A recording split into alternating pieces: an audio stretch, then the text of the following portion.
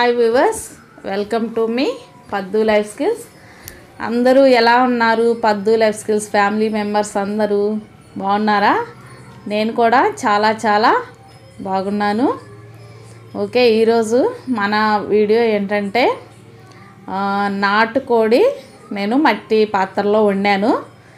అది ఎలా చేశానో చూడండి. మీరు మన వీడియోలోకి వెళ్ళే ముందు మన వీడియోని మొదటిసారి చూస్తున్న వాళ్ళు తప్పనిసరిగా సబ్స్క్రైబ్ చేయండి. పక్కనే బెల్ ఐకాన్ వస్తుంది, బెల్ కొట్టండి, ఆల్ అని వస్తుంది. సెలెక్ట్ చేసుకోండి. ఆల్ సెలెక్ట్ చేసుకుంటే నేను పెట్టే వీడియోలన్నీ మీకు నోటిఫికేషన్ రూపంలో వస్తాయి. మన వీడియోని చూసిన వాళ్ళందరూ తప్పనిసరిగా లైక్ చేయండి. లైక్ చేయకుండా మాత్రం ఉండొద్దు.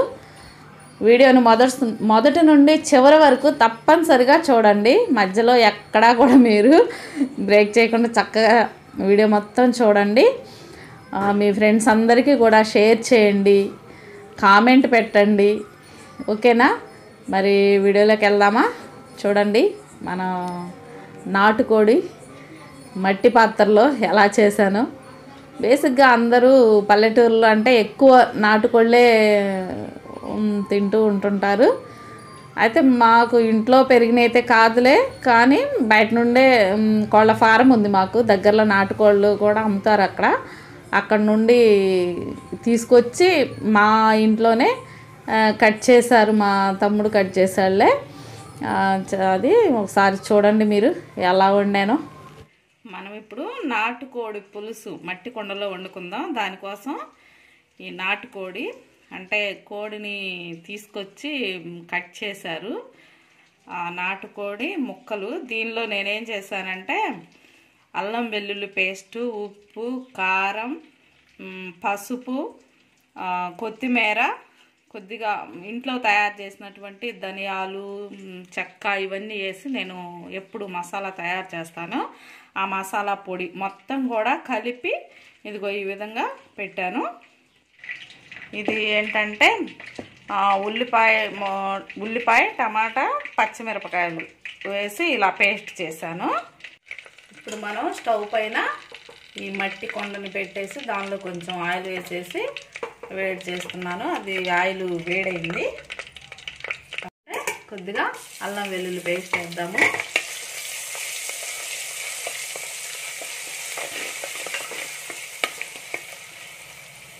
తర్వాత ఇప్పుడు ఈ టమాటా, ఉల్లిపాయ, పచ్చిమిరపకాయ పేస్ట్ చేశాను కదా, ఆ పేస్ట్ని కూడా ఇప్పుడు దానిలో వేసేద్దాం. వేసి ఇది కొద్దిగా పచ్చివాసన పోయేంత వరకు కొద్దిగా ఇలా ఫ్రై చేసుకోవాలి మనం. ఇప్పుడు ఈ పేస్ట్ అంతా కూడా ఈ విధంగా ఫ్రై అయింది కదా, దీనిలో ఇప్పుడు మనం కొద్దిగా కరివేపాకు, కొద్దిగా జీలకర్ర, దానిలోనే కొత్తిమీర కాడలతో సహా నేను తుంచేస్తున్నాను.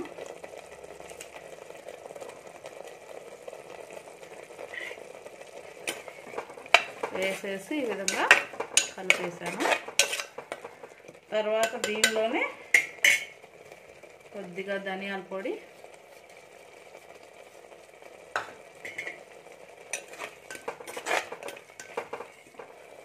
కొద్దిగా సాల్ట్. అంటే ఆల్రెడీ చికెన్లో నేను సాల్ట్ కలిపాను, అయినా దీనిలో కొద్దిగా యాడ్ చేస్తున్నాను. ఎక్కువ కలపం కదా దానిలో. కారం కూడా ఆల్రెడీ నేను చికెన్లో కలిపాను, దీనిలో కొద్దిగా యాడ్ చేస్తున్నాను. వేసి దీన్ని ఈ విధంగా కలుపుకోవాలి. కొద్దిగా ఒక నిమిషం ఇదంతా బాగా ఫ్రై అవుతుంది. ఒక నిమిషం తర్వాత ఇప్పుడు మనకు ఇది బాగా ఫ్రై అయింది కదా, ఇప్పుడు దీనిలో మనం ఈ కలిపి పెట్టుకున్నటువంటి చికెన్ని వేసేసుకుందాం.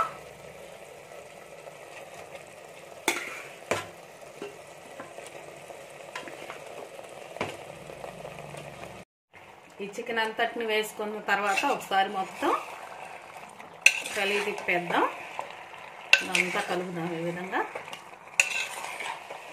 ఈ విధంగా మొత్తం అంతా బాగా కలిపేసి మూత పెట్టేద్దాం. మనం ఇప్పుడు మిక్సీ జార్లో కొద్దిగా ఎండు కొబ్బరి ముక్కలు, ఒక 4 జీడిపప్పులు యాడ్ చేసి దీనిలో కొంచెం వాటర్ వేసేసి మిక్సీ వేద్దాం.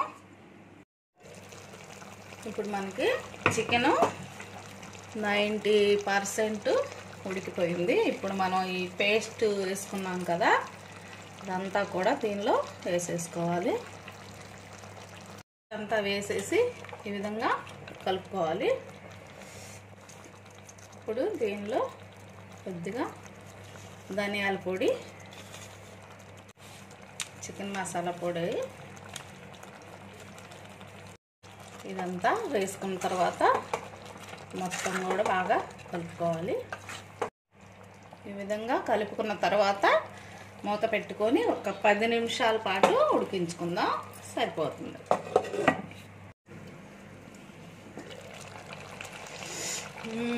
మనకిప్పుడు కూర అంతా బాగా కుక్ అయి రెడీ అయిపోయింది.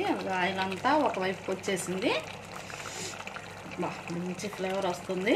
ఇప్పుడు మనం స్టవ్ ఆఫ్ చేసుకుందాం. స్టవ్ ఆఫ్ చేసుకొని పైన కొత్తిమీర. ఓకే, అయిపోయింది.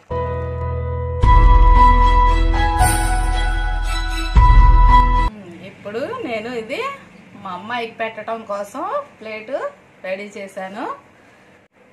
చాలా అంటే చాలా టేస్ట్గా ఉంది. నాటుకోడి, అందులోనూ మట్టి కొండలో కదా వండింది, ఇంకా అసలు మామూలుగా లేదను. ఎంత బాగుందంటే, మా అమ్మాయి నాటుకోడి అంటే ఇష్టపడదు, కానీ ఈసారి తింటానని చెప్పింది. అందుకే ఈ ప్లేటు మా అమ్మాయి కోసం రెడీ చేశాను. చాలా బాగుంది. మీరు కూడా ఈ విధంగా ట్రై చేసుకోండి. ఓకే, చూసారు కదా నాటుకోడి మట్టి పాత్రలో ఎలా చేశానో. చాలా అంటే చాలా టేస్ట్గా ఉంటుంది. ఇక నాటుకోడి అంటే ఇక చెప్పాల్సిన అవసరం లేదు, నాన్ వెజ్ తినే వాళ్ళకి బాగా తెలుసు. అందులో ఇంకా మట్టి పాత్రలో అంటే నాన్ వెజ్ ఏది చేసినా మట్టి పాత్రలో చాలా అంటే చాలా టేస్ట్ వస్తుంది. మీరు కూడా మట్టి పాత్రలు తీసుకొచ్చుకొని చక్కగా ట్రై చేయండి. ఓకేనా? మరి వీడియోని లైక్ చేయండి. పదే పదే చెప్తున్నాను అనుకోవద్దు. వీడియో చూసిన వాళ్ళందరూ కూడా లైక్ చేయండి. ఓకేనా? మరొక వీడియోలో మళ్ళీ కలుసుకుందాం. బాయ్.